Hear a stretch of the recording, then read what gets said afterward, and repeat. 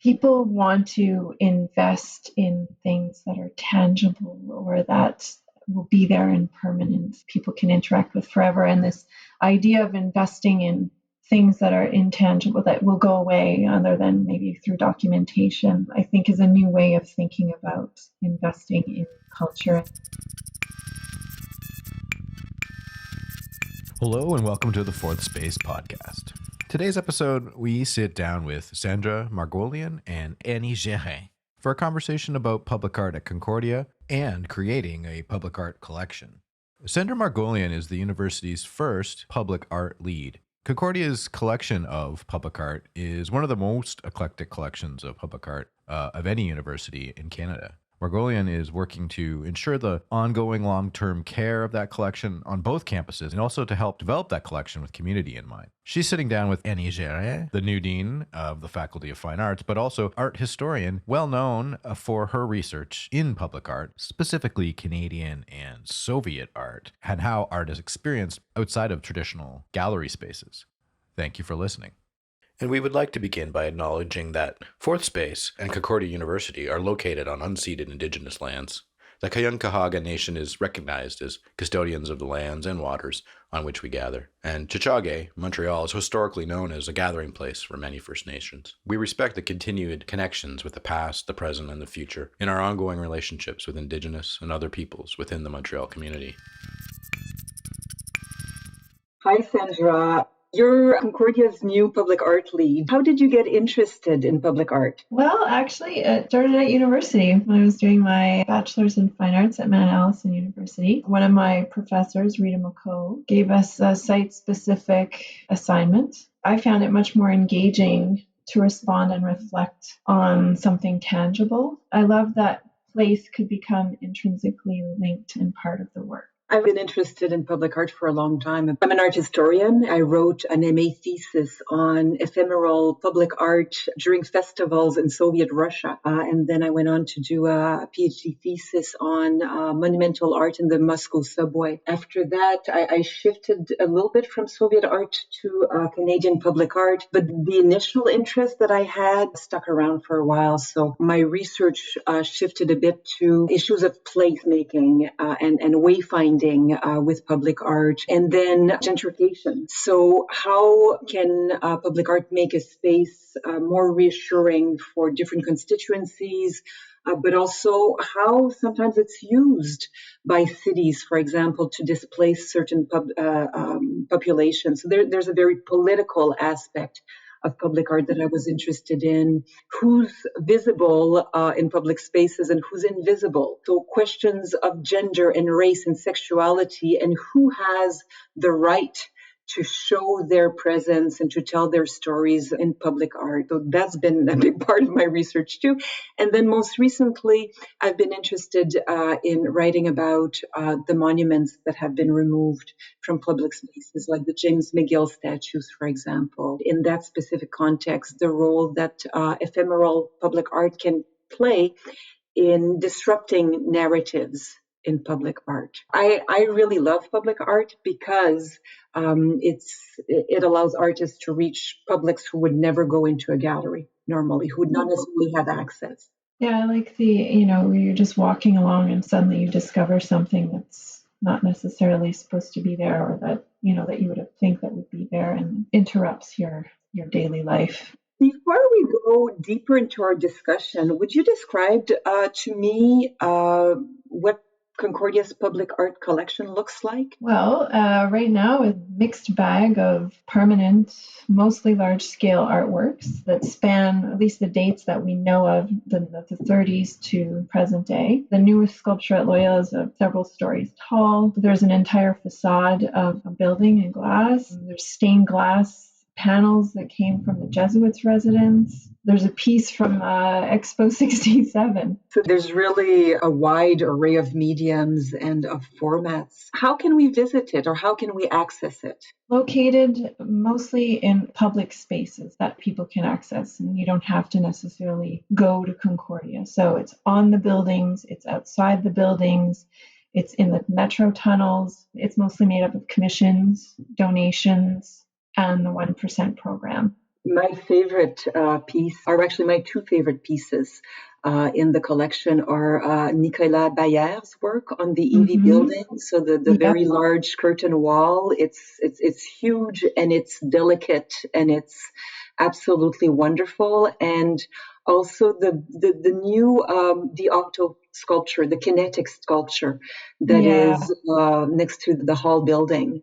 For you, what would be the highlights of the collection? It's funny that you mentioned those two. I mean, the Diocto one is the most popular piece. It's become a landmark, I think. Well as the bear, because the bear can be seen from all of downtown. I've heard people that work in buildings like way, in the Place Ville Marie, and they see it. Very sad that it might soon get covered by a building that's being built in front of it. The Diocto, I love that it uses wind power to move and that it's so delicate.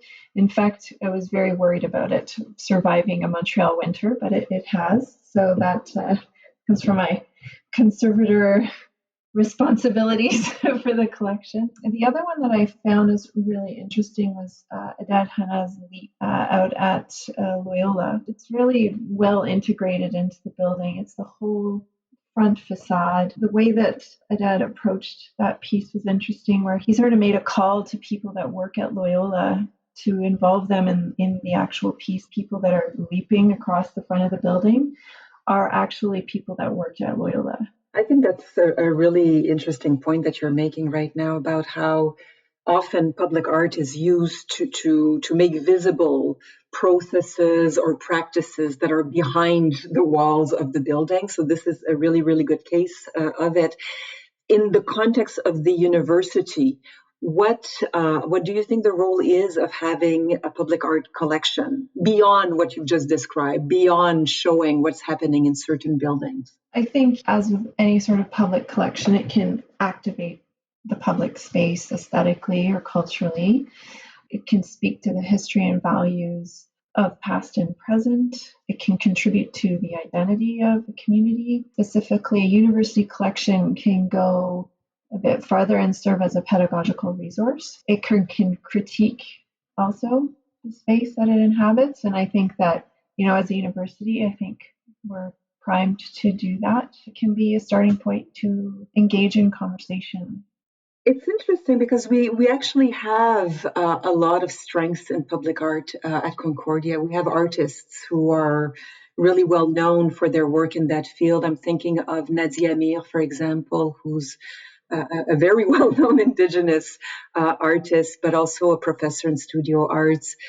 She recently created a really, really wonderful piece for the city of Montreal titled "While Waiting," which is based on the great piece Treaty of Montreal. But we also had several students who have this expertise. Nico Williams, for example, who was recently awarded the Brunsman Fellowship, just finished his first public sculpture for the Sick Kids Hospital in Toronto. He's also an Indigenous artist. Quentin Versetti, who has won City of Toronto Public Art Commission to commemorate Joshua Glover, who was a former slave and abolitionist. So we have that expertise that we can actually draw on as an institution. It would be interesting to also, for professors to find a way to use the collection for their coursework, or for students to respond or critique to the work that exists through the creation of ephemeral art, in addition to also creating new permanent works. That's important, that the new work is not just ephemeral. I like your vision of having both permanent and ephemeral and different genres. You might know that Concordia is going to be participating in projects with the REM. So it's a 1% for the REM, and students from all four universities are going to be asked to create works that respond to the project. And one of the discussions that we've been having at the faculty is what that could like. Should it be, more traditional sculptural works? And the response has been really interesting. Sound artists are interested, musicians are interested, but then people really on the performing arts side were interested in collaborating as well. So from the point of view of dance, from the point of view of theater, and I think that more and more there's this expanded understanding of what public art can be. So we're moving away from the traditional monument that was sculptural, that were permanent, to forms that have this direct bodily impact in public spaces. People want to invest in things that are tangible or that will be there in permanence, people can interact with forever. And this idea of investing in things that are intangible, that will go away other than maybe through documentation, I think is a new way of thinking about investing in culture.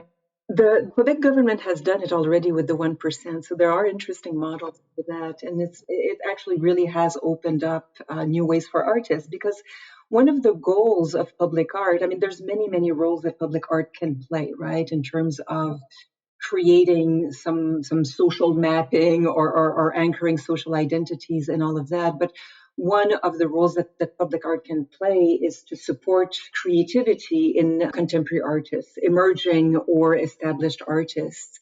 Traditionally, public art commissions were given to sculptors and once in a while ceramicists and painters, but now we're able to actually think of public art in very, very differently through installation, performance, projections, etc. But now Concordia is thinking about creating a public art policy. Why now, and what are you hoping that this will achieve?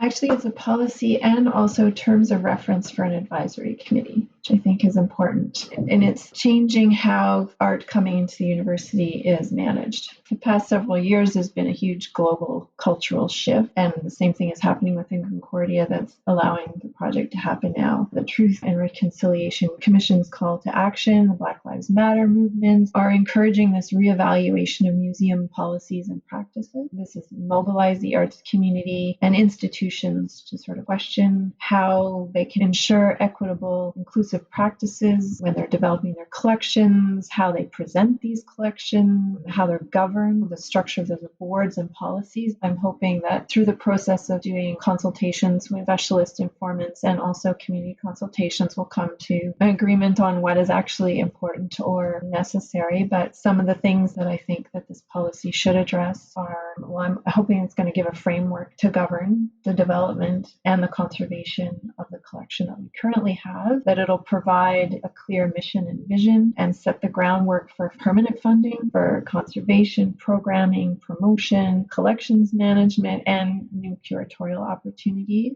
A policy should provide direction for making appraisals and acquisitions decisions, allocating resources and accountability.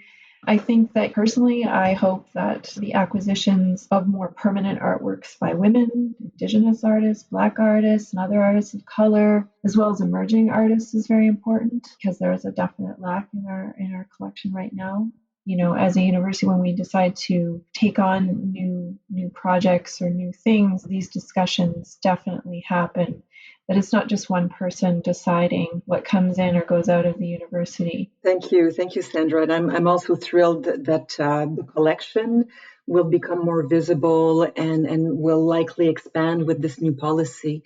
So thank you very much for taking that on, and we'll be very, very happy in the Faculty of Fine Arts to collaborate with you. Thank you. I'm looking forward to a follow-up discussion very soon. Amazing. Thank you. Thank you for listening to the Fourth Space podcast. You can follow us on Facebook, Instagram, Twitter at CU Fourth Space, and wherever else you find your podcasts.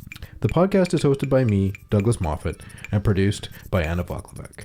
Editing by Chloe Lalonde and Makai Halgro. Social media and web support by Kari Balmstead. Our theme music is courtesy of Supercontinent. Thanks for listening.